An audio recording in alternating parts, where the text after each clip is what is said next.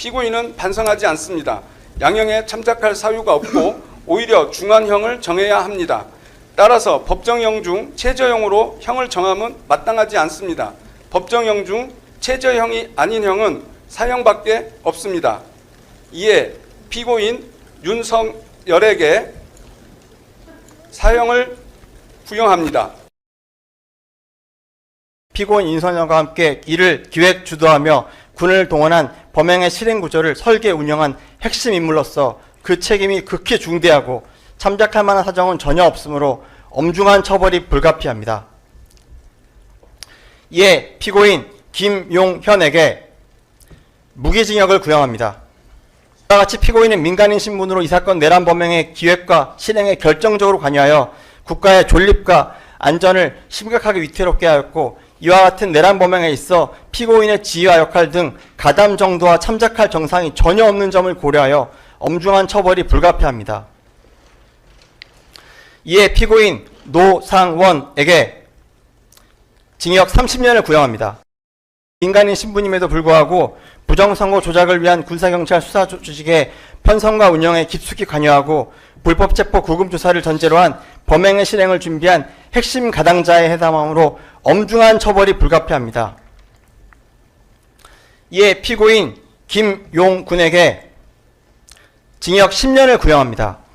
이와 같이 피고인은 경찰의 정치적 중립성과 공정성을 수호할 경찰청장으로서 치안 및 범죄 대응에 대한 최고 책임자로서의 지위에 있음에도 위헌 위법한 비상계엄의 실질을 인식하고서도 이를 저지하지 아니한 채 국회 봉쇄, 정치인 체포 지원, 선거관리위원회에 대한 경찰력 투입 등 내란 범행의 핵심적인 실행 과정 전반에 모두 가담하였으므로 엄중한 처벌이 불가피합니다. 이에 피고인 조지호에게 징역 20년을 구형합니다.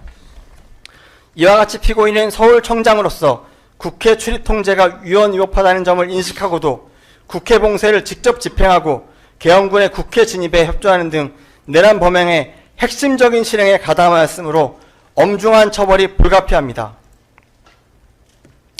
이에 피고인 김봉식에게 징역 15년을 구형합니다.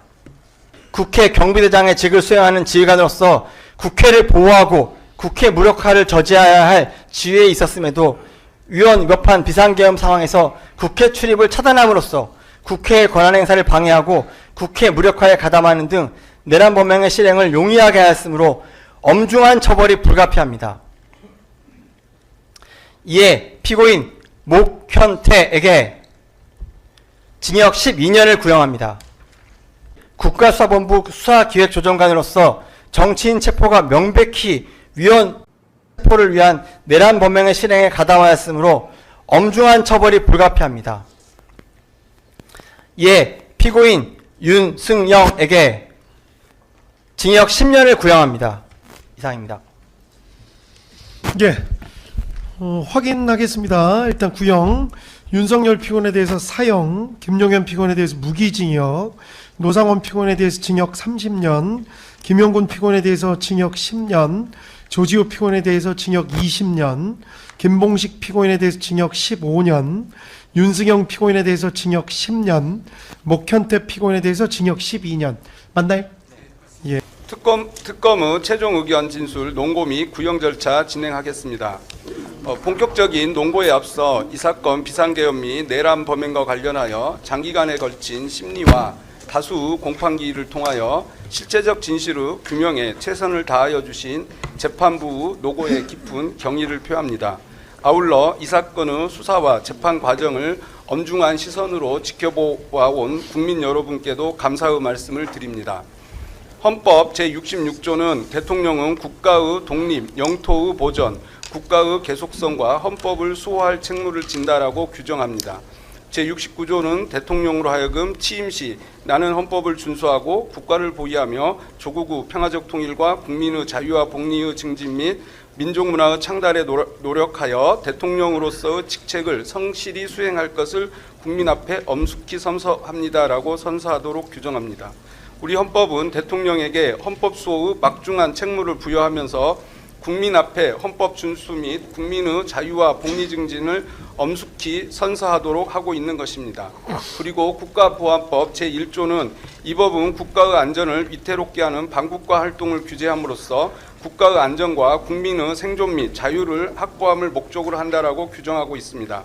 이 사건은 2024년 12월 3일 현직 대통령인 피고인 윤석열과 김용현 등이 국민이 받을 고통은 아랑곳하지 않고 자신들의 권력욕을 위해 비상계엄을 수단으로 입법권과 사법권을 찬탈하여 권력을 독점하고 장기 집권할 목적으로 북한의 무력 도발을 유인하여 비상계엄 요건을 조성하려 하였으나 실패하자 헌법과 법률이 정한 실체적, 절차적 요건도 충족하지 못한 상태에서 국회에서 헌정 질서 내에서 정상적으로 이루어지고 있는 정치 활동을 내란을 획책하는 반국가 행위로 몰아 비상계엄을 선포하고 군과 경찰을 동원하여 국회의 권한 행사와 기능을 무력으로 정지시키는 한편 정치적 반대 세력에 대한 체포 및 비판 언론사 봉쇄를 시도하며 국회 무력화의 명분을 만들기 위한 부정선거 조작과 선거관리 사무 장악을 위해 군과 경찰을 동원하여 헌법기관인 중앙선거관리위원회의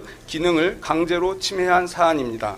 이러한 일련의 행위는 헌법 수호 및 국민의 자유 증진에 대한 책무를 저버리고 국가의 안전과 국민의 생존 및 자유를 직접적이고 본질적으로 침해한 것으로서 그 목적과 수단, 실행 양태에 비추어 볼 때 국가보안법이 규율 대상으로 하는 반국가 활동의 성격을 갖는다고 평가함이 상당합니다. 나아가 이 사건은 피고인들이 명분으로 지목하였던 이른바 반국가 세력이 실질적으로는 누구였는지를 명확히 드러냅니다.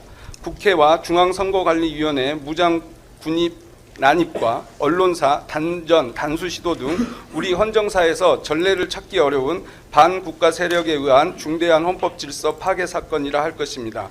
특히 이 사건은 대통령 등의 단순한 권한 남용이나 입법한 국정 운영의 차원을 넘어 장기 집권을 위해 헌법이 설계한 국가 작동 구조를 무력화하고 군사력과 경찰력에 의해 국가 권력과 통치 구조를 재편하려 한 내란 범행이라는 점에서 국민과 국가에 준 충격과 불안은 이루 말할 수 없을 정도로 컸습니다. 비상계엄 선포 직후부터 국민은 1980년의 전두환, 노태우 세력의 비상계엄과 권력 찬탈의 기억을 떠올리며 극도의 불안과 분노를 표출하였고 국회 선관위 봉쇄, 정치인 체포 및 언론사 봉쇄 시도, 무장한 군과 경찰의 대규모 동원이라는 일련의 사태는 대한민국이 쌓아올린 민주주의와 법치주의의 성취가 일순간에 무너질 수 있다는 위기의식을 사회 전반에 확산시켰습니다.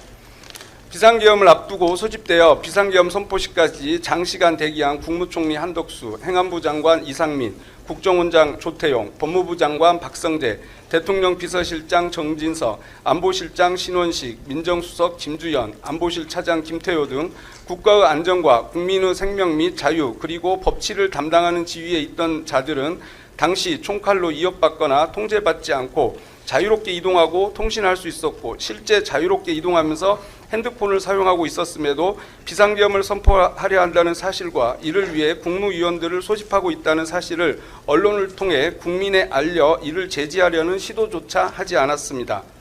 그들 중 단 한 명이라도 문자 메시지 등 통신으로 비상계엄 선포 예정을 외부에 알렸다면 2024년 12월 3일 비상계엄의 실행은 현실적으로 불가능하였을 것입니다. 정부와 대통령실에서 공직을 맡았던 자들은 국가의 안전과 국민의 생명, 자유가 중대하게 위협받는 상황에서 국민과 국가에 대한 봉사자로서의 책무에 따른 국가와 국민에 대한 충성을 저버리고 피고인 윤석열에 대한 충성과 그에 따른 권력 공유에 대한 탐욕을 선택하였습니다. 친위 쿠데타의 목적은 예외 없이 독재와 집권 연장이라는 것을 잘 알고 이에 동참하거나 묵인한 그들이야말로 국가 안전과 국민의 생명 및 자유를 위태롭게 하는 피고인 윤석열 등의 헌정질서 파괴행위, 소위 반국가 활동에 동조한 반국가 세력으로 평가받아 마땅한 자들이라 할 것입니다. 치안과 범죄 대응 직무를 수행하는 경찰청장과 서울경찰청장은 국회 야당 당사 언론사 봉쇄를 지시받고 주저없이 이를 이행하였고 지시를 받은 경찰 간부들 역시 주저없이 이를 이행하였습니다. 극히 일부 예외가 있었지만 군 사령관들의 지시를 받은 군 간부들 역시 같았습니다. 이번 내란은 국민의 저항과 국회의 신속한 조치로 극복할 수 있었지만 이와 같은 공직 엘리트들의 행태는 전두환 노태우 세력의 내란을 단죄하였음에도 불구하고 향후 비상계엄을 수단으로 한 친입 쿠데타에 의한 헌정질서 파괴 시도가 다시 반복될 위험성이 적지 않다는 것을 알 수 있게 합니다. 따라서 이번 재판을 통해 공직 엘리트들이 자행한 헌법질서 파괴 행위를 전두환 노태우 세력에 의한 단죄보다 더 엄정하게 단죄함으로써 대한민국이 형사사법 시스템을 통해 스스로 헌정질서를 수호할 수 있음을 보여주어야 할 것입니다. 이하에서 구형의 사유가 되는 이 사건 비상계엄을 수단으로 한 내란 범행이 헌법질서와 국민주권, 민주주의의 근간에 어떠한 중대한 침해를 초래하였는지, 그리고 각 피고인이 그 과정에서 수행한 역할과 책임에 대하여 구체적으로 말씀드리겠습니다. 주요 혐의에 대한 증거관계입니다. 내란죄는 다수인이 공동하여 국가의 존립과 헌정질서를 침해하는 집합범으로서 일부 가담자에게도 전부 책임의 원칙이 적용됩니다. 따라서 피고인들이 이 사건에서 발생한 여러 폭동행위에 전부에 직접 가담하지는 않았다고 하더라도 그중 일부 폭동행위에 가담하였음이 인정되는 이상 폭동 전체에 대하여 형사책임을 부담한다고 보아야 할 것입니다. 첫째, 범행의 동기 및 사전 모의입니다. 피고인 윤석열, 피고인 김용현, 피고인 노상호는 방첩사령관 여인영 등과 함께 2023년 10월 이전부터 비상계엄을 수단으로 한 내란을 준비하면서 군과 경찰을 동원하고 계엄사령관 포고령을 발령하여 국회 및 야당 당사를 봉쇄하고 주요 정치인을 체포 구금함으로써 국회의 기능을 무력화한 후 국가비상입법기구를 통하여 입법권과 사법권을 장악하고 정치적 반대 세력을 일거에 제거하여 권력을 독점하고 헌법 개정을 통해 장기간 집권할 목적을 공유하였습니다. 이들은 선제적 군사조치로 북한의 도발을 유인하는 방식으로 군사적 사태 등 비상계엄 선포 요건을 조성하려 하였으나 그러한 여건이 형성되지 않자 야당의 입법활동과 공직자 탄핵, 예상 삭감 등을 내란을 획책하는 반국가 행위로 몰아 반국가 세력 척결이라는 사유를 내세워 비상계엄을 선포하기로 계획 모의하였습니다.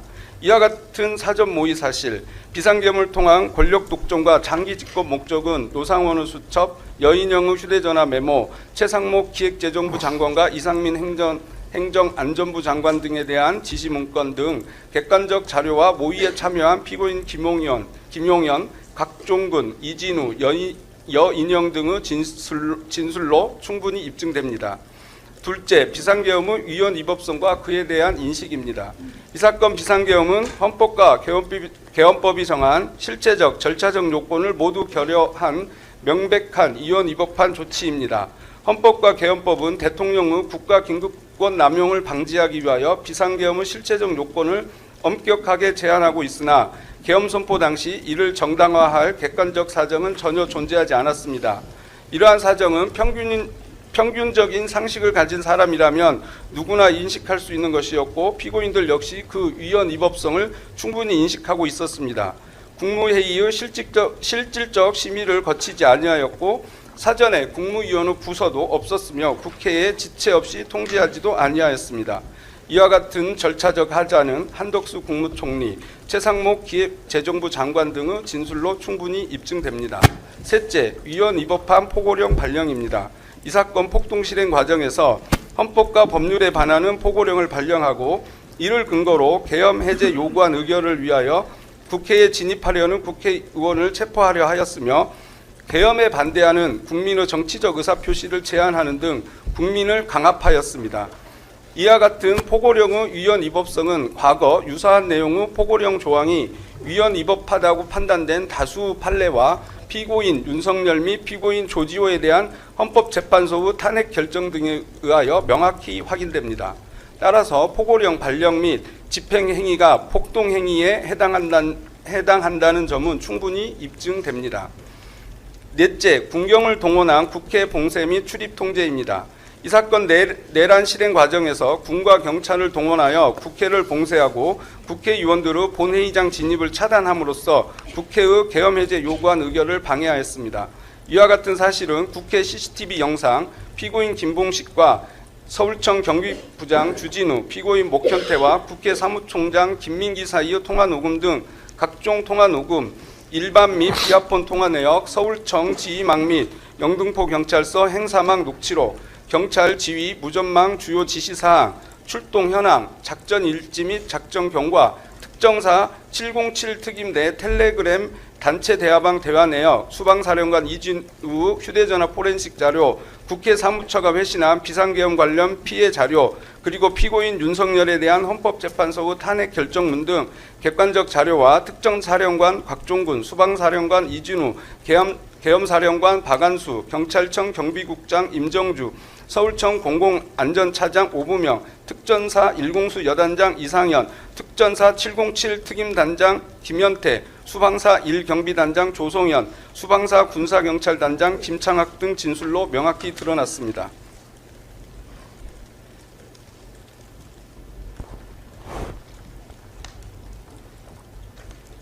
다섯째, 군경을 동원한 중앙선거관리위원회 봉쇄 및 출입 통제입니다.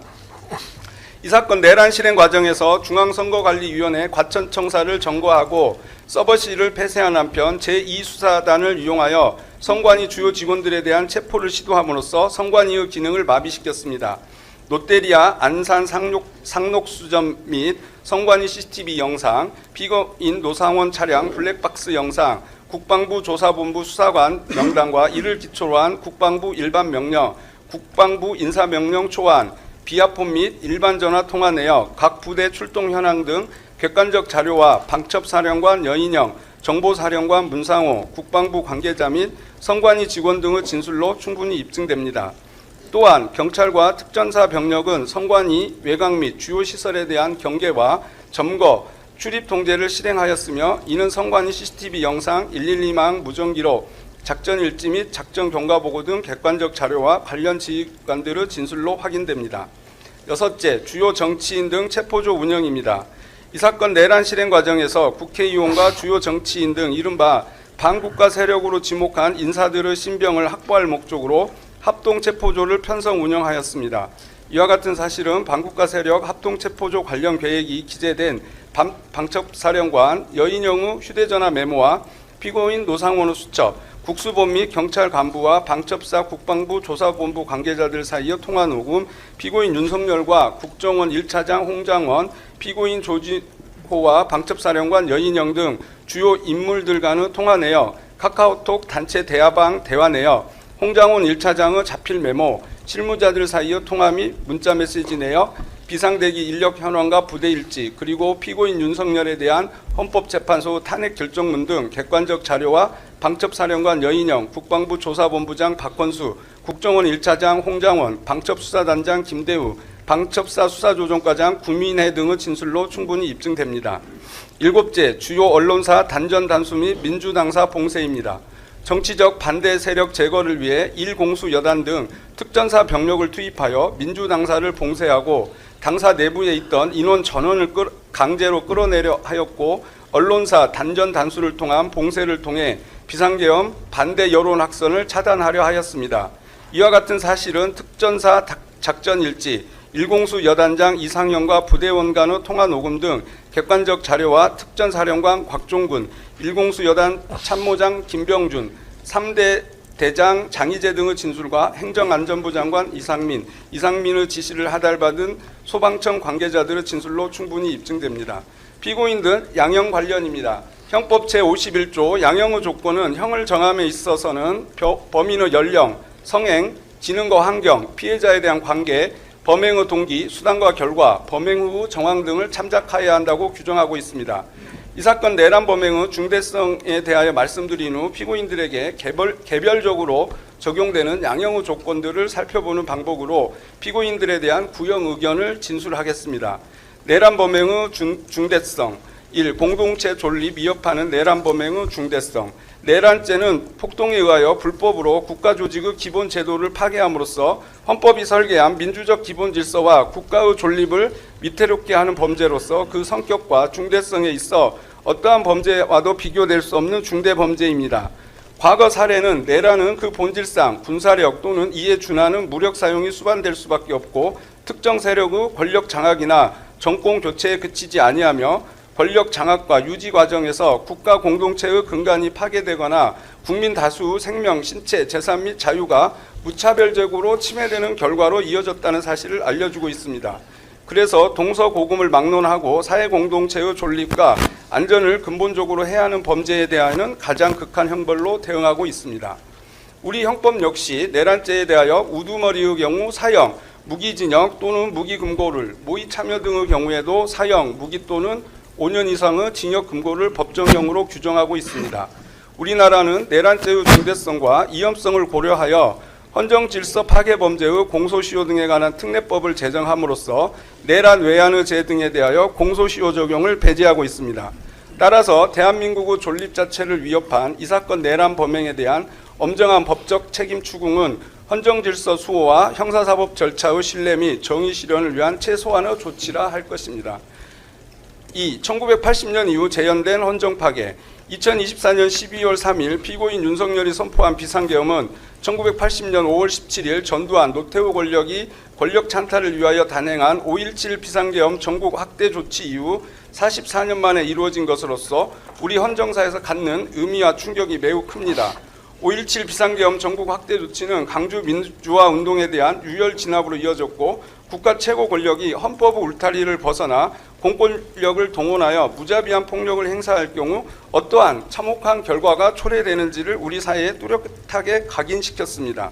이러한 역사적 경험은 다시는 비상계엄을 수단으로 한 권력 찬탈과 헌정 파괴가 반복되어서는 안 된다는 국민적 합의로 이어졌고 이후 1987년 6월 항쟁을 거쳐 대통령 직선제 도입, 국회 권한 확대, 헌법재판소 설치 등 헌법 개정을 통해 자유민주적 헌정 질서가 확립되는 계기가 되었습니다. 그 결과 대한민국은 대통령을 비롯한 국가 권력이 헌법의 울타리 안에서 제도적으로 견제, 통제되는 체제를 구축하였고 국민 스스로는 물론 국제사회로부터도 안정된 민주주의 국가로 평가받아 왔습니다. 그런데 이번 비상계엄 선포와 이 사건 내란 범행으로 인하여 그동안 어렵게 쌓아왔던 대한민국은 안정된 민주국가라는 국민의 자긍심과 국제사회의 신뢰는 심각하게 훼손되었습니다. 3. 정치적 중립 및 국민에 대한 충성 의무 있는 군경동원. 대한민국 헌법 제5조 제2항은 국군의 정치적 중립성과 본질적 임무를 명시하고 있으며 군인의 지휘 및 복무에 관한 규정 제20조는 군인은 국민의 생명 신체 보호와 국민에 대한 충성 의무를 명시하고 있습니다. 그리고 국가경찰과 자치경찰의 조직 및 운영에 관한 법률 또한 경찰의 본질적 임무가 국민의 자유와 권리 및 불가침의 기본적 인권을 보호하고 사회 공공의 질서를 유지하는 데 있음을 선언하고 있습니다. 이는 우리 역사에서 반복되어 온 군 병력 동원에 의한 군사 반론과 국헌 문란 행위에 대한 깊은 반성을 바탕으로 군과 경찰이 국내 정치 갈등이나 권력 유지를 위한 수단으로 동원되어서는 안 된다는 헌법적, 역사적 교훈을 제도적으로 확립한 결과입니다. 군과 경찰은 그 임무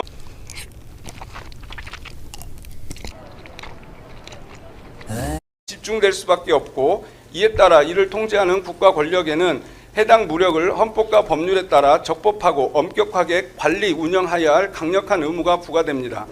그럼에도 불구하고 피고인 윤석열 등은 군과 경찰을 동원한 내란 범행을 감행함으로써 군경의 정치적 중립성과 본질적 기능을 심각하게 훼손하고 성실하게 복무하던 다수 군인과 경찰의 사기 및 그에 대한 국민 신뢰에 중대한 손상을 입혔습니다.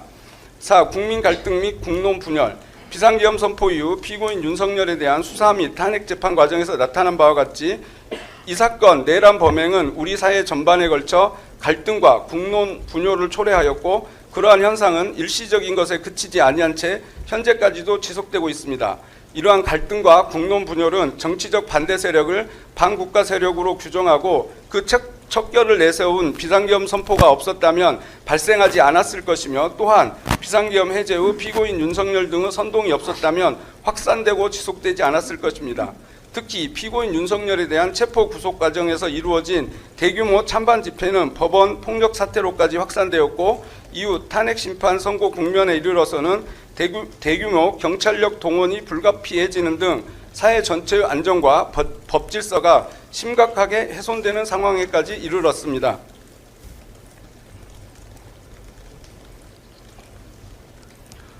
5. 대한민국 경제 상황 악화 및 국가 신인도 추락. 비상계엄 선포 이후 환율 급등, 주가 급락, 소비 심리 위축 등 즉각적이고 중대한 경제적 충격이 발생하였고, 이는 단기적 시장 변동을 넘어 경제 전반의 불안정성을 심화시켰습니다. 비상계엄과 탄핵 정국이 이어지는 과정에서 주식시장은 큰 폭의 하락을 기록하여 막대한 시가총액이 증발하는 등 국가 경제에 중대한 부담을 초래하였습니다. 나아가 국책연구기관과 한국은행은 해당 사태와 정치적 불안정이 경제 성장률 하락의 주요 요인으로 작용하였음을 공식적으로 평가하고 있으며, 이 사건 내란 범행이 거시경제 전반에 실질적인 악영향을 미쳤음이 확인됩니다. 더욱이 이 사건은 대한민국 민주주의 수준과 국가 경쟁력에 대한 국제적 평가에도 중대한 타격을 주어 주요 국제기관의 민주주의 지수 및 국가 경쟁력 순위가 하락하고 해외 언론 역시 이를 헌정 질서와 민주주의의 중대한 후퇴로 평가하였습니다. 이러한 평가는 대한민국이 장기간 축적해온 국가 신뢰와 국제적 이상을 단기간에 훼손하는 결과를 초래하였으며, 그 부정적 영향은 장기간 지속될 가능성이 큽니다. 특히 국가 신인도와 민주주의에 대한 신뢰는 일단 훼손될 경우 회복에 상당한 시간과 비용이 소요된다는 점에서 이 사건 내란 범행이 초래한 부정적 영향은 결코 가볍게 평가될 수 없습니다. 6. 재발 방지 필요성. 민주주의는 인간의 존엄과 자유를 실현할 수 있는 최고의 정치 제도이지만, 역사적 경험에 비추어 볼 때 극단적인 정치 세력에 의해 파괴될 수 있음이 분명합니다.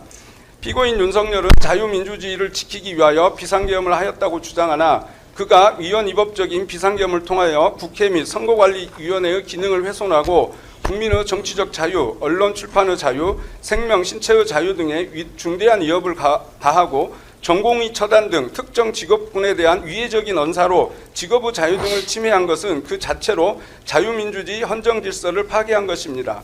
나아가 이 사건은 비상계엄의 준비와 실행이 대통령 개인의 단독적 판단에 따른 것이 아니라, 이를 인식하고도 비상계엄 성공 후 권력 공유를 위해 다수 공직 엘리트들의 동조와 방임에 따라 실행에 이른 구조적 사안입니다. 이와 같은 사실관계는 이번 비상계엄을 수단으로 한 내란 범행이 충분히 제지될 수 있었음에도 제지되지 않았다는 점에서 향후 유사한 헌정질서 파괴 시도가 다시 반복될 위험성이 결코 작지 않음을 보여줍니다.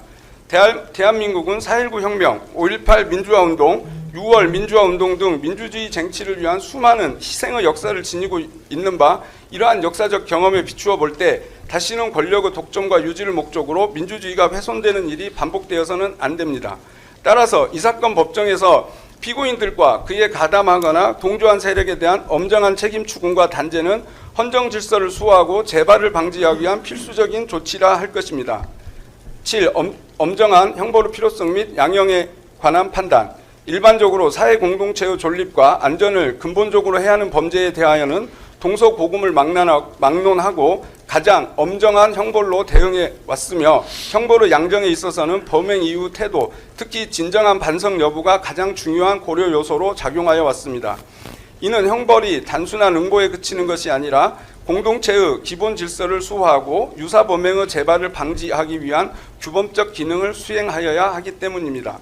그러나 피고인 윤석열 등은 이 법정에 이르기까지 자신의 행위가 헌법 질서와 민주주의에 어떠한 중대한 침해를 초래하였는지에 대하여 진지한 성찰이나 책임 인식을 보이고 있지 않습니다. 오히려 피고인 윤석열 등은 독재와 장기 집권이라는 권력욕에 따른 위헌위법적인 비상계엄의 선포와 실행을 자유민주주의 수호를 위한 통치행위라고 경강부회하고 있습니다. 8. 이 사건의 가장 피해자인 국민의 엄벌 호소. 이 사건 내란 행위로 인한 가장 큰 피해자는 독재와 권위주의에 맞서 오늘의 민주주의와 자유를 피와 희생으로 지켜낸 우리 국민입니다. 국민의 숭고한 희생으로 지켜온 민주주의와 법치 등 소중한 헌법 가치와 자유 등 핵심 기본권이 이 사건 내란 행위로 한순간에 무너져 버렸습니다. 피고인 윤석열 등의 이 사건 내란 행위로 인해 국민이 받은 충격과 공포, 불안, 상처, 상실감은 이루 말할 수 없고, 국민이 입은 이와 같은 피해들은 피고인들이 그 어떤 노력을 하더라도 회복이 불가능합니다. 피고인 윤석열 등은 국민으로부터 용서받지 못하였고 용서받을 마음도 태도도 없어 보입니다. 이에 국민은 강력한 처벌을 희망하고 있고 정의 수호 마지막 보루인 법원이 그 역할을 해줄 것을 기대하며 믿고 있습니다. 피고인들 개별 양형 사유입니다. 피고인 윤석열. 피고인은 대통령으로서 이 사건 범행의 모의 단계부터 실행 단계까지 주도한 내란 우두머리로 그 법정형이 사형 또는 무기징역, 무기금고밖에 없습니다.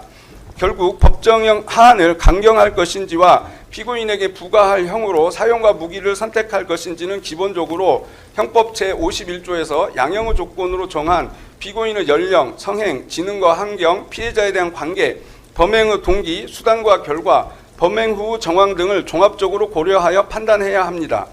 먼저 피고인의 연령, 성행, 지능과 환경 등을 살펴보면 이 사건 범행은 피고인이 대통령의 지위와 권한을 악용한 지능적, 계획적, 조직적 범행으로 연령, 성행, 지능과 환경 등 측면에서 피고인에게 특별히 유리하게 참작할 사정은 존재하지 않습니다. 오히려 법률가로서 검찰총장까지 지낸 피고인은 대통령으로서 누구보다 앞장서 헌법을 준수하고 헌법 질서를 수호해야 할 의무가 있다는 점을 잘 알면서도 헌법 질서 파괴로 나아간 점에서 비난받아 마땅합니다.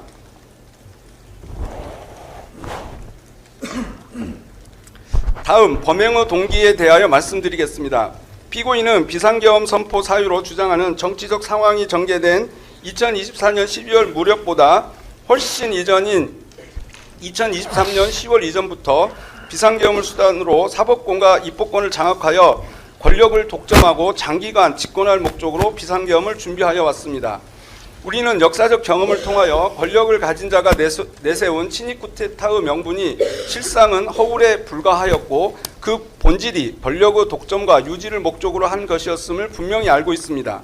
비상계엄 당일 실제로 실행된 행태와 비상계엄 준비 과정 그리고 비상계엄 당일 생성 교부된 각종 문건에 비추어 볼 때 비상계엄 하에서 실행되었거나 지시대로 실행될 경우 그 행위들은 필연적으로 헌법 개정을 통한 권력의 독점과 유지로 이어질 수밖에 없는 돌이킬 수 없는 조치들에 해당합니다.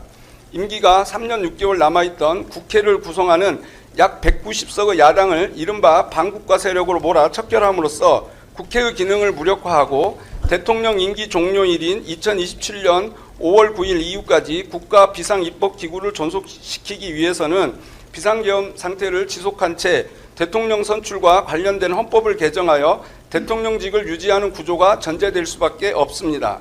헌법 개정은 제적의원 3분의 2 이상의 찬성을 요하므로 국회의 기능을 정지시키고 이를 국가 비상입법기구로 대체하지 않고서는 비상계엄 세력이 의도하는 헌법 개정은 현실적으로 불가능합니다.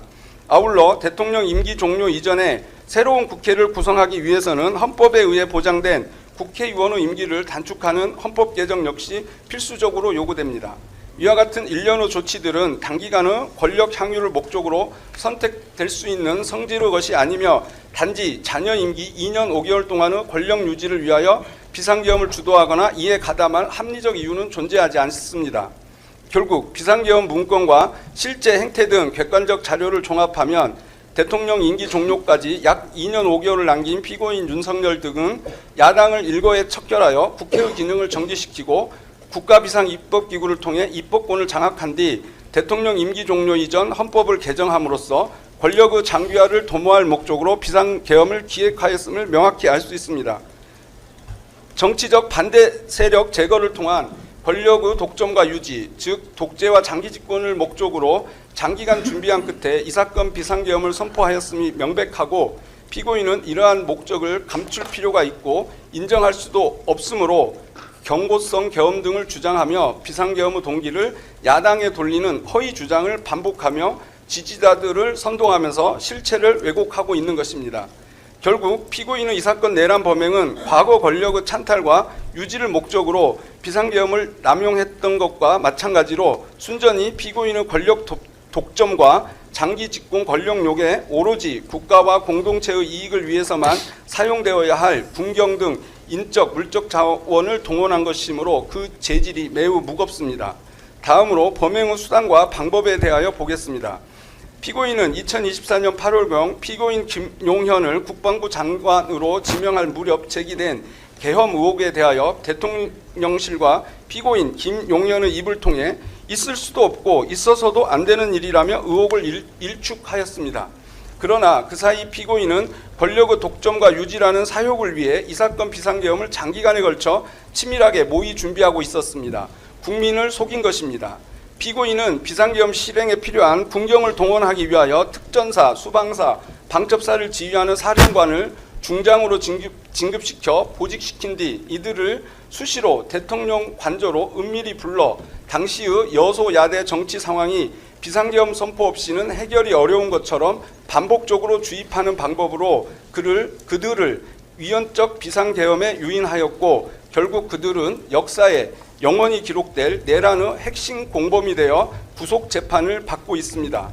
이어 피고인은 헌법상 비상계엄 선포를 위해서는 국무회의 심의를 반드시 거쳐야 함에도 국무회의 심의도 없이 비상계엄을 선포하려 하였다가 향후 절차상 논란이 될 것으로 예상되자 의사정족수에 필요한 최소한의 국무위원만 선별, 소집한 채 실질적인 심의도 없이 일방적으로 비상계엄을 선포해버림으로써 대통령의 권한남용을 견제해야 할 국무회의의 기능을 무력화하고 소집 통지를 받지 못한 국무위원들의 헌법상 권한인 국무회의 심의권을 침해하였습니다. 그러고 나서 마치 국무회의 심의를 적법하게 거친 것처럼 계엄 해제 이후에 국무총리와 국무위원들의 부서를 조작하기도 하였습니다.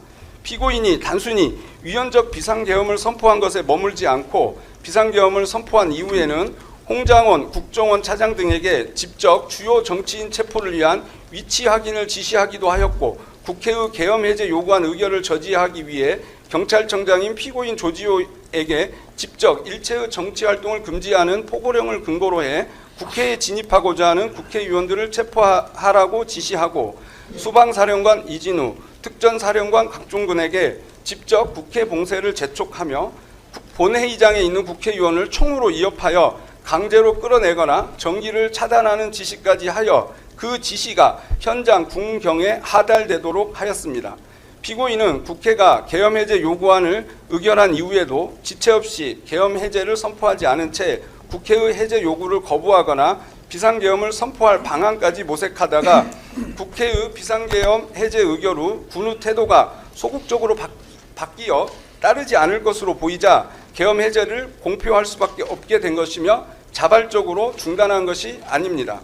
피고인은 비상계엄 선포 요구를 조성하기 위하여 북한의 무력 도발을 유인하기 위해 선제적 군사 조치를 기획하고 실행까지 하였습니다. 그리고 정보 수집과 공작을 임무로 하는 국군 정보사령부를 중심으로 제2수사단을 구성하여 고문으로 부정선거를 조작하려 하였고, 단전단수라는 비인간적 방법을 통해 비판 언론사를 폐쇄하려 하였습니다.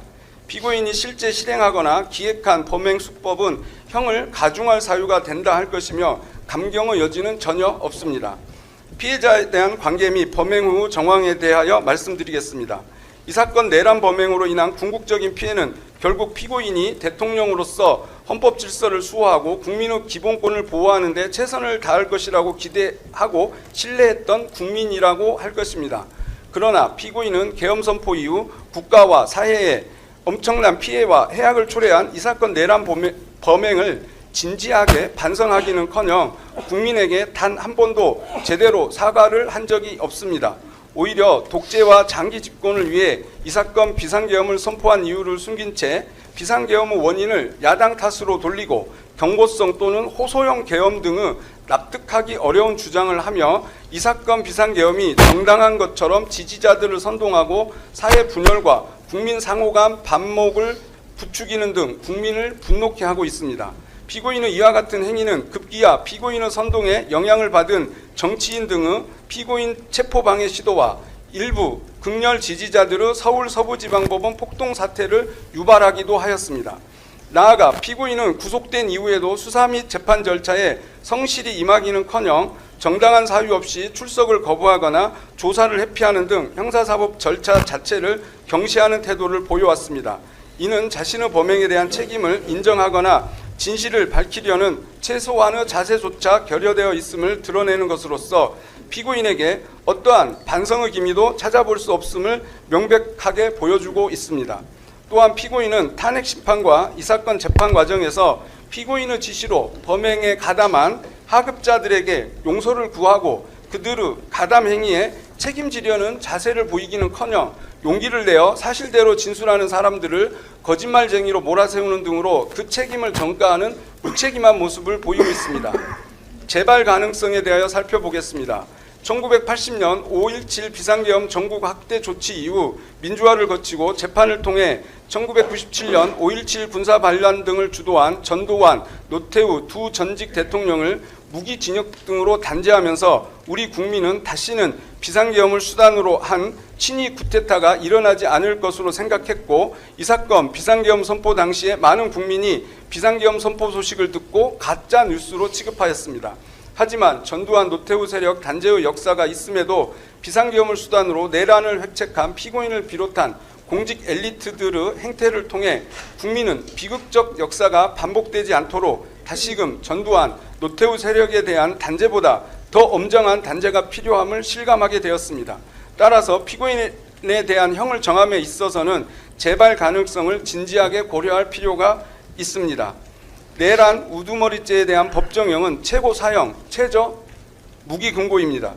이와 같은 양형 조건에 비추어 볼 때 참작할 만한 감경 사유가 전혀 없는 피고인에 대하여 법정 최저형인 무기형으로 형을 정하는 것이 과연 양형의 원칙에 부합한지에 관하여 신중한 검토가 필요합니다.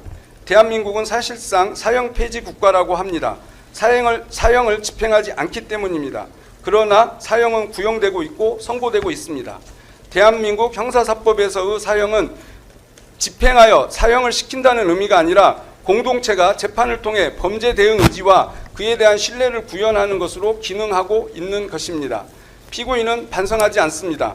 양형에 참작할 사유가 없고 오히려 중한형을 정해야 합니다. 따라서 법정형 중 최저형으로 형을 정함은 마땅하지 않습니다. 법정형 중 최저형이 아닌 형은 사형밖에 없습니다. 이에 피고인 윤석열에게 사형을 구형합니다. 피고인 김용현부터 진행하겠습니다. 피고인 김용현 관련입니다. 피고인은 경호처장이자 국방부 장관으로서 이 사건 내란 모의 단계부터 실행 단계까지 피고인 윤석열과 한몸처럼 움직였고, 수사 개시 이후 현재까지 피고인 윤석열과 동일한 입장으로 이 사건 수사와 재판에 임하고 있습니다. 피고인은 단순 가담자가 아니라 범행 전반을 지배 통제한 자로서 우두머리와 다를 바 없는 지위에 있었습니다. 그러므로 앞서 피고인 윤석열에 대한 형을 정함에 있어 고려해야 할 야형 사유들은 피고인에게도 기본적으로 동일하게 적용된다고 할 것입니다.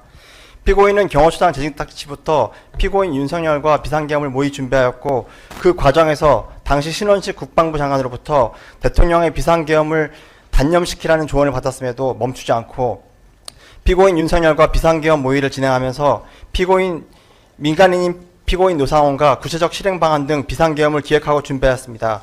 이러한 계획하에 피고인은 경호처장에서 국방부 장관으로 임명되었고, 국방부 장관의 지위와 권한을 이용하여 피고인 노상원과 함께 피고인 윤석열의 권력 독점과 장기 집권을 위한 비상계엄 선포 및 선포 조치 사항을 치밀하게 계획하고 준비하였습니다.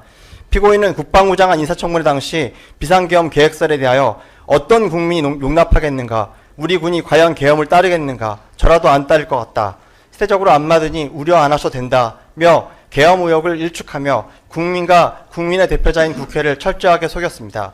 그러나 실상은 국방부 장관 취임 직후부터 피고인 노사원과 그리고 방첨사령관 여인영과 비상계엄 선포 요건 조성을 위해 북한의 무력 도발을 유인할 선제적 군사조치 및 비상계엄에 동원할 인력 준비 등을 기획하고 실행하였습니다.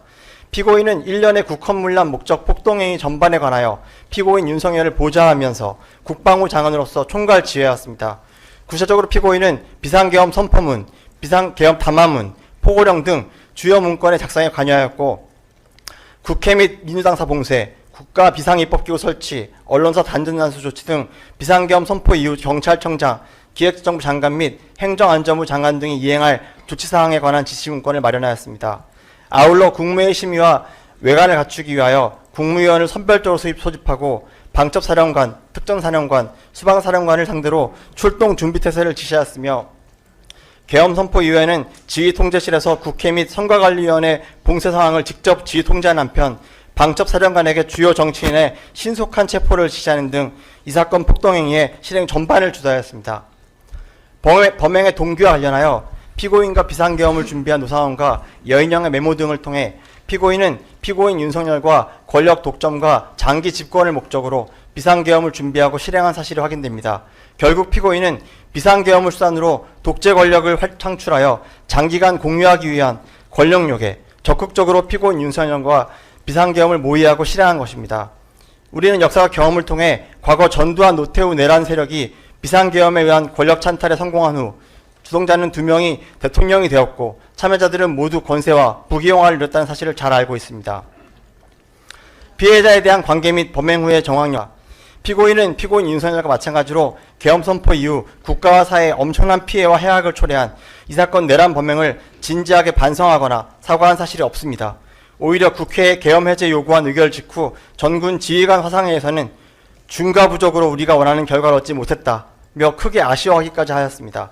나아가 피고인은 경고성 또는 호소형 계엄 등에 납득하기 어려운 피고인 윤석열의 주장을 옹호하며 지지자들을 선동하고 사회 분열과 반목을 부추기는 등 국민을 분노하게 하고 있습니다. 피고인은 사용하던 노트북 등 증거를 적극적으로 인멸하였고 법정에서까지 자신의 지지자들을 선동하며 궤변만 늘어놓고 실질적으로 법정을 모욕하고 소동에 이르는 행위를 방관 조장하며 형사사법 시스템과 법치주의에 대한 신뢰를 훼손하였습니다. 이와 같이 피고인은 이 사건 내란 범행에 있어 피고인 윤석열과 함께 이를 기획 주도하며 군을 동원한 범행의 실행 구조를 설계 운영한 핵심 인물로서 그 책임이 극히 중대하고 참작할 만한 사정은 전혀 없으므로 엄중한 처벌이 불가피합니다. 이에 피고인 김용현에게 무기징역을 구형합니다. 피고인 노상원 관련입니다. 피고인은 피고인 김용현과 함께 이 사건 내란 범행을 주도적으로 기획 설계한 인물로서 단순한 보조적 참가자가 아니라 범행의 핵심 구상 단계에서부터 관여한 범행의 기획자, 설계자에 해당합니다. 피고인은 2023년 10월 이전부터 피고인 김용현과 수시로 접촉하며 비상계엄을 기획하고 준비하였고 민간인 신부님에도 제2서단 실질적 책임자 역할을 수행하면서 국군 정보산 등으로부터 사전에 인력을 차출하는 등 부정선거 조작을 위한 고문도구를 준비하고 중앙선거관리 소속원 체포와 신문을 기획하고 준비하였습니다.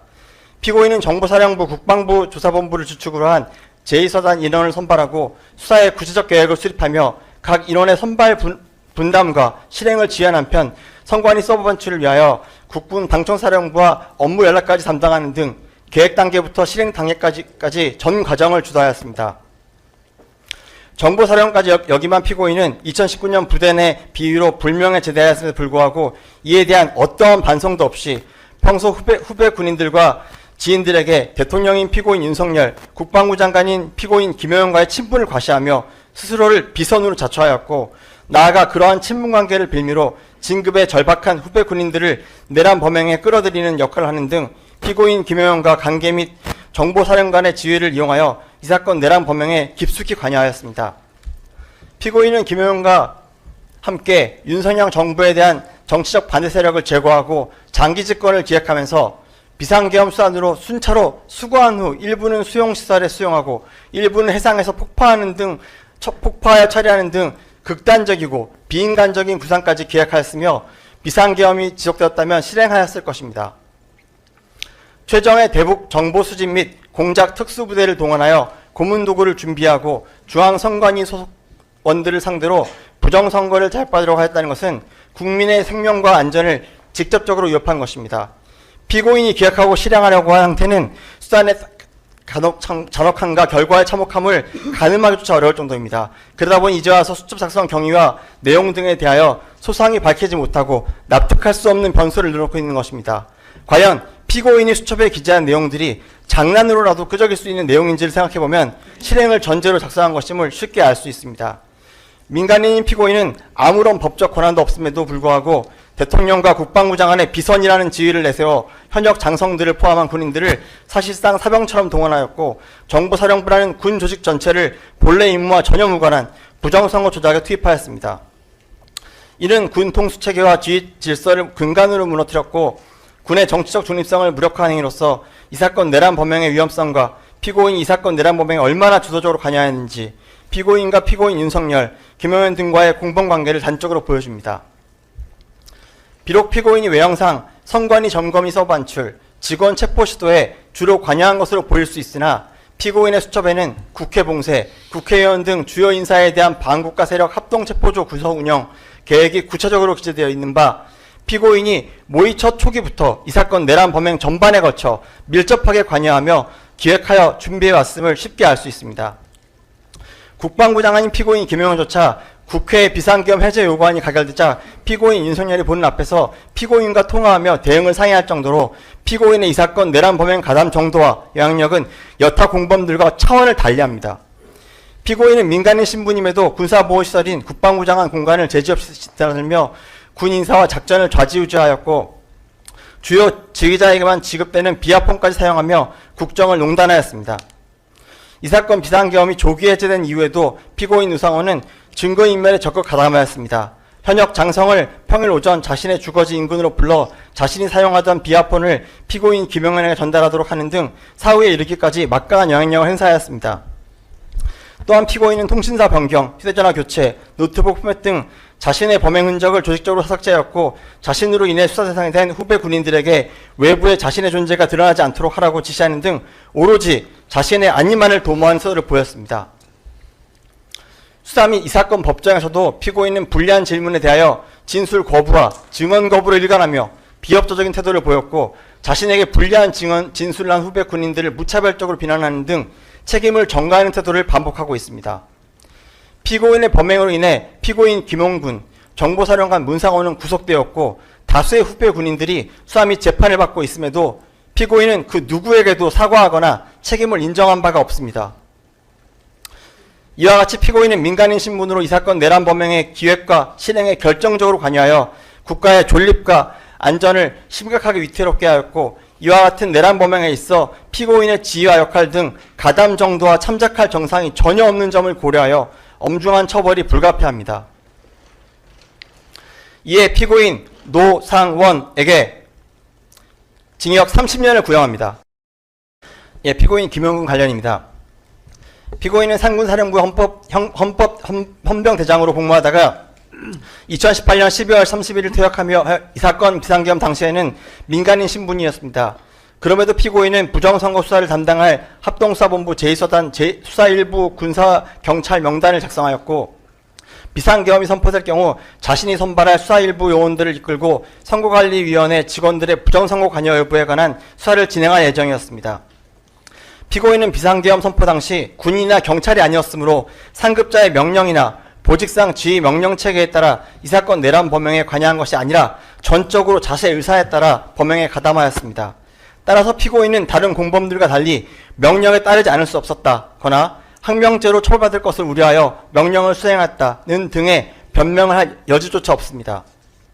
또한 피고인은 선거관리위원회 부정선거 조작을 위해 구성된 제2서단의 편성 과정에 관여하였고 그중 수사 일부를 맡아 직접 조사를 수행할 예정이었습니다.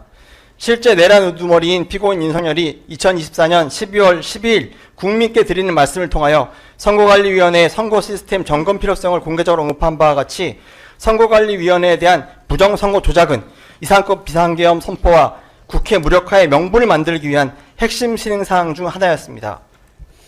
해킹에 의한 부정선거라면 선관위 관계자를 상대로 부정선거를 자백받을 필요가 없습니다. 전문가로 하여금 선관위 서버에 대한 외부 침입 여부와 해킹으로 개표 결과가 조작되는지 여부를 확인하면 되는 것입니다. 결국 선관위 직원들을 영장 없이 체포하여 진술을 통해 부정선거를 확인한다는 것은 고문으로 허위 자백을 받아 사건을 조작한다는 것을 의미합니다. 이와 같이 목적 달성을 위하여 피고인 2024년 11월 초경 피고인 의상원으로부터 부정선거 수사를 담당할 군사경찰을 추천해달라는 요청을 받고 군사경찰 명단을 작성한 후 같은 달 6월경 이를 시그널 애플리케이션을 통해 피고인 의상원에 전달하였으며 2024년 11월 10일경에는 안산에서 피고인 의상원을 직접 만나 해당 명단을 재차 전달하였습니다. 이때 피고인이 추천한 군사경찰들은 이후 그대로 국방부 일반 명령 및 인사명령을 통하여 제2서단 수사 일부로 편성되었습니다. 그 과정에서 피고인은 선발 대상이 된 군사경찰들의 의사를 확인하거나 선발 사실을 사전에 고지하지도 않았습니다. 이로 인해 다수의 군사경찰들은 자신도 모르는 사이 내란 범행의 핵심 실행 조직에 편성되어 불법 체포된 선거관리위원회 직원들을 조사하는 불법적인 임무를 부여받았고 이후 내란죄 가담 여부에 관련하여 장기간 수사 및 재판의 대상이 되었습니다. 그럼에도 피고인은 자신으로 인해 범행에 연루된 군사경찰들에 대하여 어떠한 사과나 반성의 태도도 보이지 않고 있습니다. 제2서단의 수사계획에 따르면 정보사령부 소속 공장요원 및 특수임무 수행 요원으로 구성된 수사 2, 3부가 비상계엄 선포 다음 날인 2024년 12월 4일 06시 30분경 중앙선거관리위원회로 출동하여 출근 중인 직원들을 체포한 뒤 수방사 비온 벙커에 구금하고 이어 군사경찰로 구성된 수사 1부가 해당 직원들을 상대로 조사를 진행할 예정이었습니다. 이러한 상황에서 불법 체포되어 군사보안시설에 구금된 선거관리위원회 직원들이 단순히 석방되었을 가능성은 극히 낮고 그 결과는 중대한 인권침해로 이어져서 개연성이 매우 큽니다. 피고인은 이처럼 피고인 유상원과 수시로 소통하며 특수부대 및 군사경찰들을 동원하여 아무런 범죄 혐의도 없는 민간인을 불법 체포 구금하고 조사하려는 반인륜적 범죄의 실행에 준비하였고 그 과정에서 다수의 군인들을 범죄에 연루시켰습니다. 그럼에도 피고인은 수사 및 재판 과정에서 군 재직시설의 수사 경험을 내세워 허위 진술로 책임을 회피하려는 태도를 일관하며 범행에 대한 진지한 반성의 태도를 전혀 보이지 않고 있습니다. 이 사건 비상계엄이 국민의 저항과 다수 군경의 소극적 대응 그리고 국회의 신속한 비상해제 의결로 인하여 피고인의 실제 범행을 실행에 옮기지 못하였을 뿐 결코 스스로 중단한 것이 아닙니다. 이와 같이 피고인은 민간인 신분임에도 불구하고 부정선거 조작을 위한 군사경찰 수사 조직의 편성과 운영에 깊숙이 관여하고 불법 체포 구금 조사를 전제로 한 범행의 실행을 준비한 핵심 가담자에 해당하므로 엄중한 처벌이 불가피합니다. 이에 피고인 김용군에게 징역 10년을 구형합니다. 피고인 조지호 관련입니다. 피고인은 경찰청장으로서 국회의 경력 수천 명과 버스 등을 배치하여 국회의원 등 출입을 전면 통제하고 특전사와 수방사 소속 무장 군인들의 국회 진입을 용이하게 함으로써 대통령의 계엄 선포권 남용을 통제하기 위한 유력한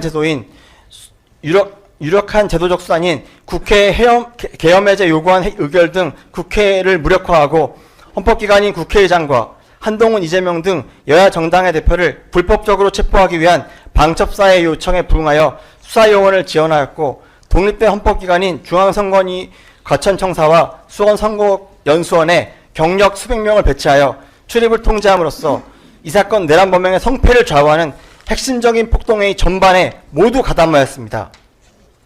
헌법 제7조 1항은 국민주권주의와 대의민주주의를 바탕으로 공무원을 국민 전체에 대한 봉사자로 규정하고 있고 국가공무원법 제56조는 모든 공무원은 법령을 준수하며 성실히 직무를 수행해야 한다고 규정하고 있으므로 헌법과 법률을 준수하고 헌법이 보장한 핵심적인 국민의 기본권과 자유민족 기본질서를 수호하는 역할을 다해야 하는 것은 모든 공무원에게 부여된 헌법적 책무입니다. 특히 국민의 생명 진치와 자산을 보호하고 공공의 안녕과 질서를 유지하는 경찰은 그 임무의 성격상 헌법과 법률을 준수하고 국민 전체에 대한 봉사자로서 공정성과 정치적 중립을 엄격히 지켜야 합니다. 이는 경찰이 직무수행 과정에서 이를 위반할 경우 국민의 기본권과 자유민족 기본질서에 직접적이고 중대한 해악을 초래할 수 있기 때문입니다. 피고인은 경찰청장으로서 치안과 범죄 수사 등 국가경찰 사무를 총괄하고 소속 공무원과 각급 경찰기관을 지휘 감독하는 최고 책임자의 지위에 있었으므로 헌법과 법률 준수 및 공정 중립 의무 및 범죄 대응에 대한 책무는 일반 경찰관보다 더욱 엄중하게 요구됩니다. 이러한 지위의 중대성으로 인해 경찰청장은 직무의 독립성과 정치적 중립성이 제도적으로 보장되도록 설계되어 있으며 이는 오직 국민에 대한 봉사자로서 치안 업무에 전념하도록 하기 위한 것입니다.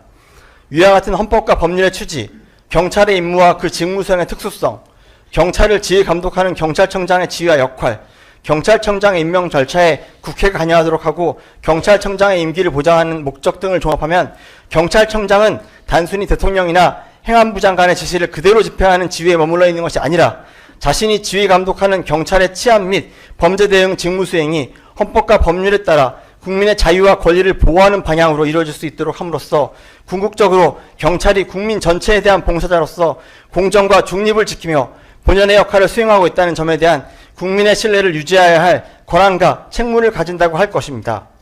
피고인은 위와 같은 중요한 권한과 책무를 지닌 경찰의 최고 책임자로서 이 사건 비상계엄이 위협적인 친위 구태타에 해당한다는 사실, 그것이 헌법 질서와 국민의 생명 지체 등에 미칠 해악에 대하여 충분히 알았거나 알 수 있었고 계엄 선포 수시간 전 안가해동을 통해 피고인 윤석열의 국회 통제 등 구체적인 비상계엄 선포 및 실행 계획을 인지하게 되었을 때 경찰의 치안 및 범죄 대응을 총괄하는 경찰청장으로서 마땅히 피고인 윤석열의 위판 영명을 거부하고 위헌위법적인 범죄에 대응하는 조치를 취했어야 함에도 마땅히 수행하였어야 할 책무를 포기하고 오히려 위법한 명령을 맹목적으로 이행했다는 점에서 그 죄책이 매우 무겁습니다. 피고인 이 사건 포고령이 국회의원과 정당의 활동 등 일체의 정치활동을 전면적으로 금지하고 이를 위반하는 경우 영장 없이 체포 구금하고 개헌법으로 처단하는 등의 위헌위법적인 내용들이 구성되어 있어 그 자체로 국민에게 공포심을 야기하는 강압적인 수단임을 충분히 알고 있었음에도 포고령 발령을 기하로 하급자들에게 국회 전면 출입 통제를 강화하고 이에 위반하는 국회의원 등을 포고령 위반으로 체포하라고 지시함으로써 피고인의 지휘하에 있는 경찰들을 시민들과 대치하게 하는 등 피고인 윤석열의 지시를 적극적으로 이행했기 때문에 범행 수법도 매우 불량합니다. 우리나라 경찰은 특정한 정치 세력의 권한 남용에 이용되어 국민의 정치적 자유를 억압하는 수단으로 농원된 아픈 경험이 있고 피고인이 이와 같은 역사 사실을 모를 리 없으므로 피고인은 경찰청장으로서 경찰의 아픈 역사가 재현되지 않도록 국민 전체에 대한 봉사자로서 본연의 임무에 충실할 수 있도록 하여야 했습니다. 그래도 피고인의 이 사건 범행에 적극 가담한 이유는 임명권자인 대통령의 명령에 따르지 않을 경우 받게 될 인사상 불이익을 면하고 내란이 성공할 경우 더 좋은 자리에 얻거나 권세와 영화를 누리려는 권력에 대한 욕심 때문이라고 밖에 해석할 수 없습니다.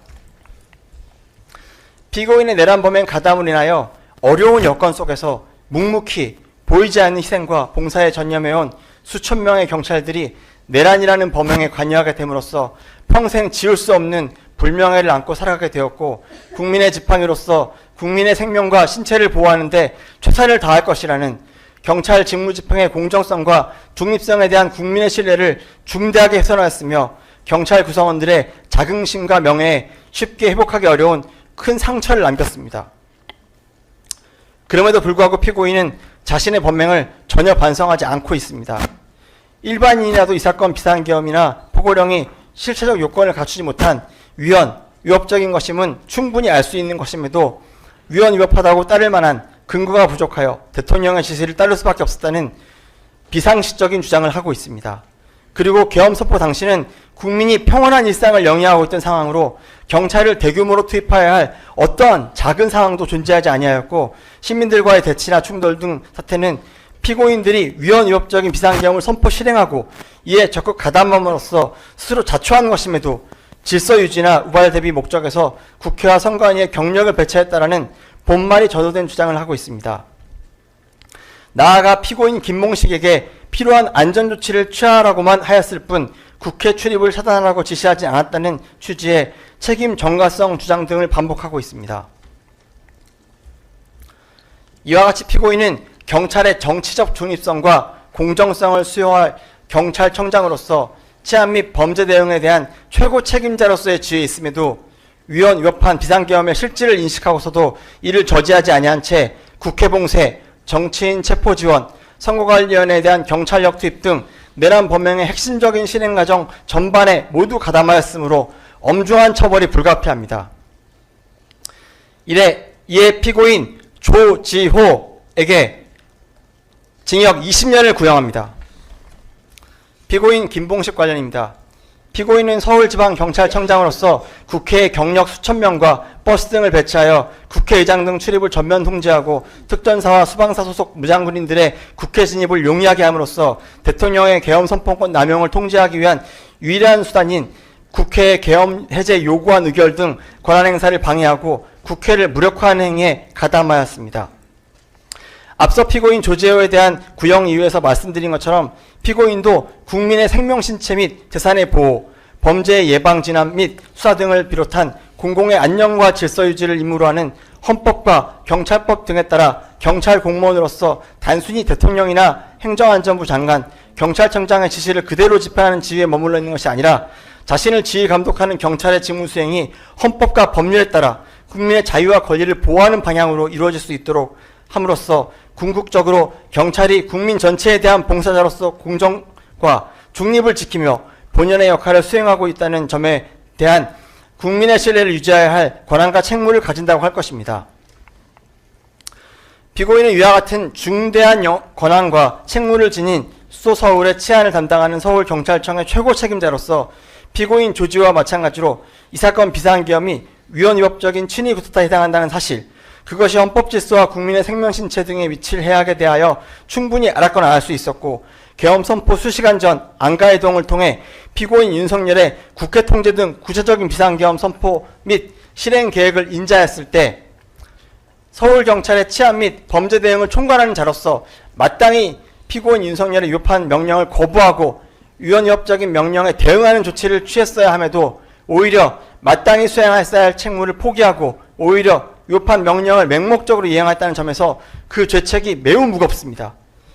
피고인은 이 사건 포고령이 국회의원과 정당의 활동 등 일체의 정치활동을 전면적으로 금지하고 이를 위반한 때 영장 없이 체포 구금하고 개헌법으로 처단하는 등의 위헌위법적인 내용들로 구성되어 있어 그 자체로 국민에게 공포심을 야기하는 강압적인 수단임을 충분히 알고 있었음에도 포고령 발령을 기하로 하급자들에게 국회 전면 출입 통제를 강화하고 이에 위반하는 국회의원 등을 포고령 위반으로 체포하라고 지시함으로써 피고인의 지휘하에 있는 수천 명의 경찰들이 시민들과 대치하게 하는 등 피고인 윤석열의 지시를 적극적으로 이행했기 때문에 범행 수법도 매우 불량합니다.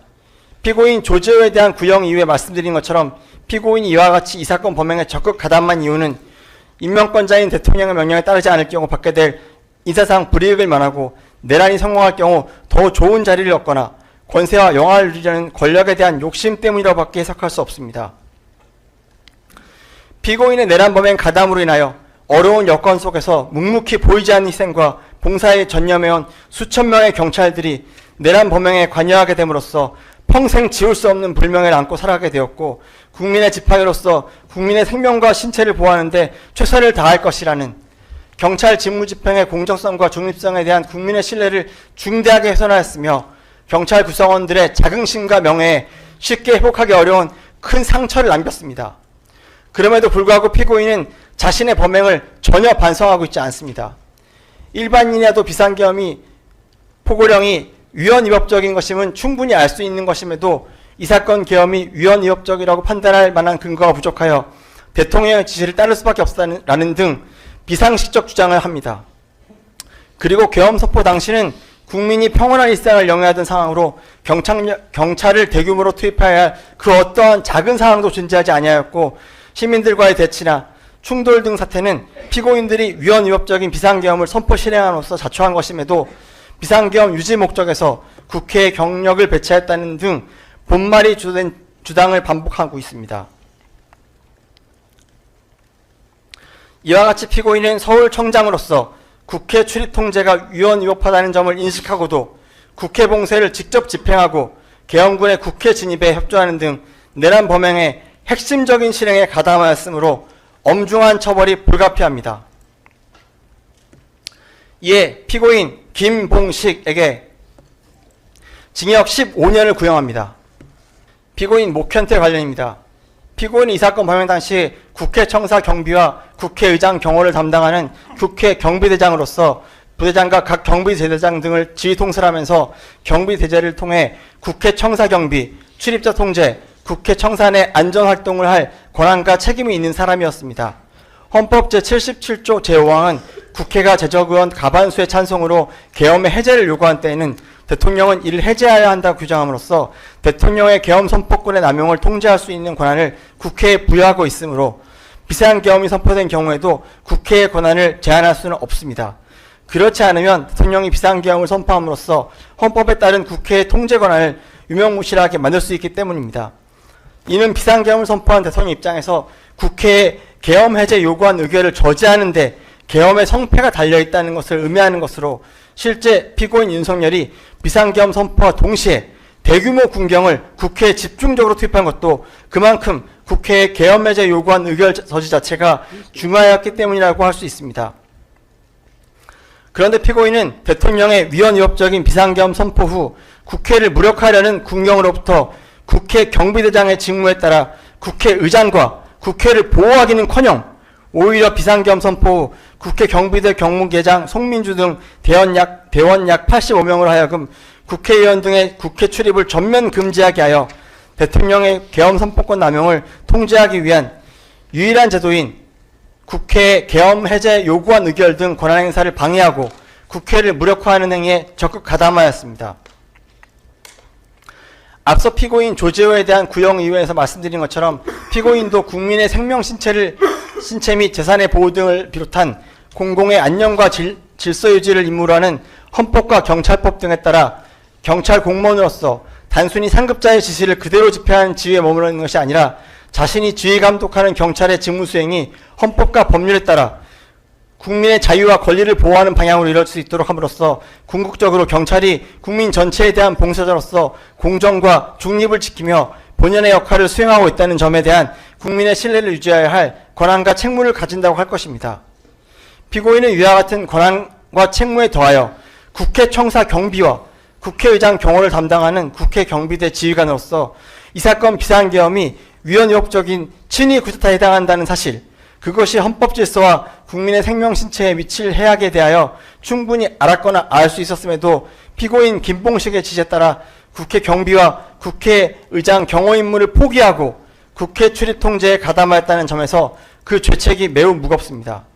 더욱이 피고인은 당시 국회 사무처장으로부터 위헌위법적인 비상계엄 선포와 그에 따른 지시에 복종하지 말고 국회의원들이 국회에 출입할 수 있도록 국회 출입 통제를 해제해달라는 요청을 여러 차례 받았음에도 이를 묵살하였고, 그로 인하여 국회의장을 비롯한 80여 명의 국회의원들이 담을 넘는 등 방법으로 국회에 출입할 수밖에 없었고, 그 과정에서 수많은 국회의원들과 국회 직원들이 상처를 입는 결과를 초래했다는 점에서 그 죄질이 매우 불량합니다. 피고인 조재호에 대한 구형 이후에 말씀드린 것처럼 피고인이 이 사건 범행에 적극 가담한 이유는 상급자의 명령에 따르지 않을 경우 받게 될 인사상 불이익을 면하고 내란이 성공할 경우 더 좋은 자리를 얻거나 권세와 영화를 누리는 권력에 대한 욕심 때문이라고밖에 해석할 수 없습니다. 피고인의 내란 범행 가담으로 인하여 부하 경찰들이 국회 청사 경비와 국회의장 경호하는 본연의 임무를 수행하지 못하고 내란이라는 범행에 관여하게 됨으로써 평생 지울 수 없는 불명을 안고 살아가게 되었고, 국민의 지팡이로서 국민의 생명과 신체를 보호하는 데 최선을 다할 것이라는 경찰 직무집행의 공정성과 중립성에 대한 국민의 신뢰에 중대하게 훼손하였습니다. 경찰 구성원들의 자긍심과 명예에 쉽게 회복하기 어려운 큰 상처를 남기기도 하였습니다. 그럼에도 불구하고 피고인은 자신의 범행을 전혀 반성하지 않고 있습니다. 일반인이라도 이 사건 비상계엄이나 포고령이 실체적 요건을 갖추지 못한 위헌위법적인 것임은 충분히 알 수 있는 것임에도 이 사건 계엄이 위헌위법한 줄을 몰랐기 때문에 자신은 잘못이 없다라는 등 비상식적인 주장을 하고 있습니다. 그리고 계엄 선포 당시는 국민이 평온한 일상을 영위하던 상황으로 경찰을 대규모로 투입하여야 할 그 어떠한 작은 상황도 존재하지 아니하였고, 시민들과의 대치나 충돌 등 사태는 피고인이 위헌위법적인 비상계엄을 실행함으로써 자초한 것임에도 질서 유지 목적으로 국회 출입을 통제하였다라는 본말이 전도된 주장 등을 반복하고 있습니다. 이와 같이 피고인은 국회 경비대장의 직을 수행하는 지휘관으로서 국회를 보호하고 국회 무력화를 저지해야 할 지위에 있었음에도 위헌위법한 비상계엄 상황에서 국회 출입을 차단함으로써 국회의 권한 행사를 방해하고 국회 무력화에 가담하는 등 내란 범행의 실행을 용이하게 하였으므로 엄중한 처벌이 불가피합니다. 이에 피고인 목현태에게 징역 12년을 구형합니다. 피고인 윤승영 관련입니다. 피고인은 이 사건 범행 당시 치안관 직급의 경찰청 국가수사본부 수사기획조정관으로서 수사경찰 행정 및 주요 수사 정책에 관한 업무의 총괄 지원, 수사경찰 기구 인력의 진단 및 관리, 수사경찰의 배치 등에 관하여 국가수사본부장을 보좌하는 업무 등을 담당하고 있었습니다. 피고인은 이와 같은 수사기획조정관의 지휘와 역할을 남용하여 헌법기관인 국회의장과 한동훈, 이재명 등 여야 정당의 대표 등 정치인을 불법적으로 체포하기 위한 방첩사의 요청에 협조하기 위해 서울경찰청 수사본부장 겸 광역수사단장인 임경우로 하여금 즉시 수사에 투입할 수 있도록 광역수사단 반부패수사대 소속 이종호 경감 등 경찰관 104명을 방첩사 지원 인력으로 편성하게 하고, 그중 81명의 경찰관들을 각자의 사무실에 대기하게 하였고, 서울 영등포 경찰청 형사일과장 박창균으로 하여금 서울 영등포 경찰서 형사과 소속 정의령 경감 등 경찰관 10명을 체포조로 편성하여 지원하게 하고, 위 경찰관 10명으로 하여금 체포조에 합류하도록 국회 인근 수소충전소에 대기하도록 하고 2명씩 5개조로 나누어 국회 인근으로 이동하게 하여 체포조와 합류하게 시도하도록 하는 등 이 사건 내란 범행의 주요 폭동행위 중 하나인 주요 정치인 등 체포행위에 적극 가담하였습니다. 앞서 피고인 조지호에 대한 구형 이유에서 말씀드린 것처럼 피고인도 국민의 생명, 신체 및 재산의 보호, 범죄 예방 진압 및 수사 등을 비롯한 공공의 안녕과 질서 유지를 임무로 하는 헌법과 경찰법 등에 따라 경찰 공무원으로서 단순히 상급자의 지시를 그대로 집행하는 지위에 머물러 있는 것이 아니라 자신이 지휘 감독하는 경찰의 직무 수행이 헌법과 법률에 따라 국민의 자유와 권리를 보호하는 방향으로 이루어지도록 함으로써 궁극적으로 경찰이 국민의 전체에 대한 봉사자로서 공정과 중립을 지키며 본연의 역할을 수행하고 있다는 점에 대한 국민의 신뢰를 유지하도록 해야 할 권한과 책무를 가진다고 할 것입니다. 그럼에도 불구하고 피고인은 이 사건 비상계엄이 위헌위법적인 친위 구타에 해당한다는 사실, 그것이 헌법 질서와 국민의 생명 질서 등에 대한 충분한 유해에 충분히 알거나 알 수 있음에도 내란 범죄에 대한 범죄 대응 등 헌법과 법률에 따른 책무를 포기하고 피고인 조지호의 지시에 따라 국회의장 등 주요 정치인 체포 업무에 가담하였다는 점, 그로 인해 우리나라 경찰이 특정한 정치형 세력의 권한남용에 이용되어 국민의 정치적 자유를 억압하는 수단으로 동원된 비극적인 역사를 제한한다는 점에서 그 죄책이 매우 무겁습니다. 피고인 조지호에 대한 구형에 말씀드린 것처럼 피고인 이 사건 범행에 적극 가담한 이유는 상급자의 명령에 따르지 않을 경우 받게 될 인사상 불이익을 면하고 내란이 성공할 경우 더 좋은 자리를 얻거나 권세와 영화를 누리려는 권력에 대한 욕심 때문에 밖에 해석할 수 없습니다. 피고인의 범행 가담으로 인하여 부하 경찰들이 혐의도 없는 국회의장 등 영장도 없이 불법 체포하는 데 동원됨으로써 평생 지울 수 없는 불명예를 안고 살아가게 되었고, 국민의 지팡이로서 국민의 생명과 신체를 보호하는 최선을 다할 것이라는 경찰 집행의 공정성과 중립성에 대한 국민의 신뢰를 중대하게 훼손하였으며 경찰 구성원들의 자긍심과 명예에 쉽게 회복하기 어려운 큰 상처를 남겼습니다. 그럼에도 불구하고 피고인은 자신의 범행을 전혀 반성하지 않고 있습니다. 일반인이라도 이 사건 비상계엄이나 포고령이 실체적 요건을 갖추지 못한 위헌위법적인 것임은 충분히 알 수 있는 것임에도 이 사건 계엄이 위헌위법한 줄 몰랐기 때문에 아무런 잘못이 없다는 등 비상식적 주장을 하고 있습니다. 그리고 실제 정치인 체포 등에 이르지 못한 것은 시민들의 저항과 국회의 신속한 계엄 해제 의결 때문임에도 마치 피고인의 소극적 이행 때문이라는 무책임한 주장을 반복하고 있습니다. 이와 같이 피고인은 국가수사본부 수사기획조정관으로서 정치인 체포가 명백히 위헌 체포를 위한 내란 범행의 실행에 가담하였으므로 엄중한 처벌이 불가피합니다.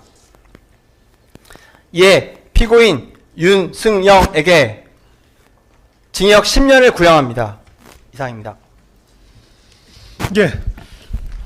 시청자 여러분의 구독과 좋아요는 영상 제작에 큰 도움이 됩니다.